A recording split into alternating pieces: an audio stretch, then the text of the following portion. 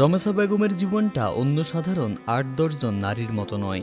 একে তো বিধবা, তার উপর ভারসাম্যহীন যুবতী মেয়ে শিকলবন্দি শেফালী খাতুনের জীবনের ভার তার ঘাড়ে। শিকলবন্দি শেফালী খাতুন নাসরিনকে নিয়ে এভাবেই শেকল বেঁধে প্রতিনিয়ত কাজে যেতে হয় বিধবা রমেশা বেগমকে। পরের বাড়িতে ঝিয়ের কাজ করতে গিয়ে গাছের সাথে শেফালী খাতুনকে বেঁধে রাখা হয়। কাজ শেষে আবার শিকলবন্দি অবস্থায় নিয়ে আসা হয় বাড়িতে। এভাবেই চলছে তাদের জীবন। পাবনা চিকিৎসার দিচ্ছে, কাগজ দিছে, এফুট দিছে, মাদ্রাস নিয়ে যায় মাথা অপারেশন করার জন্য। তো ওটা সমর্থ আমার নেই। পরে হাঙ্গা যদি না পারেন তাহলে দিন গেলে 100 টাকার বড়ি খাওয়ালে ঘুম পারে, চিকেট ঢুকার কম পারে, দিক সেদিক যায় না। এনার বাপ মারার পরে আমি আর পেটের খাদ্য জুড়াইতে পারি না, আর ওষুধপাতি খাওয়া খাই না। ঝিনাইগাতীর হাতিবান্ধা ইউনিয়নের সোহরাব হোসেন ছিলেন একজন দরিদ্র রিকশা চালক। 3 কন্যা সন্তানের মধ্যে বহু কষ্টে 2 কন্যাকে বিয়ে দিয়ে তিনিও পাড়ি জমালেন না ফেরার দেশে।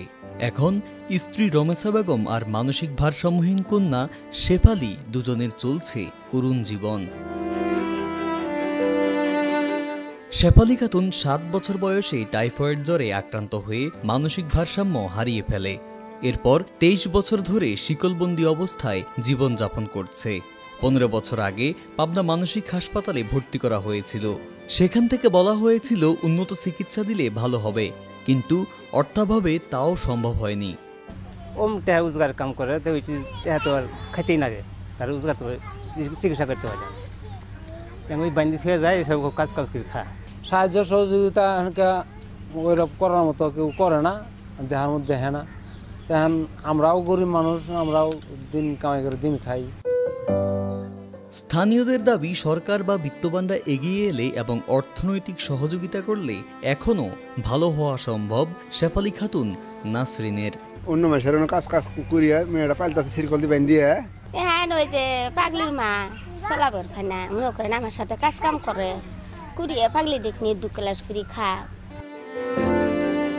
সরকারি সব ধরনের সহযোগিতার আশ্বাস দিয়েছেন স্থানীয় উপজেলা নির্বাহী অফিসার। তবে এ বিষয়ে বিত্তবানদের সহযোগিতার আহ্বান জানান তিনি।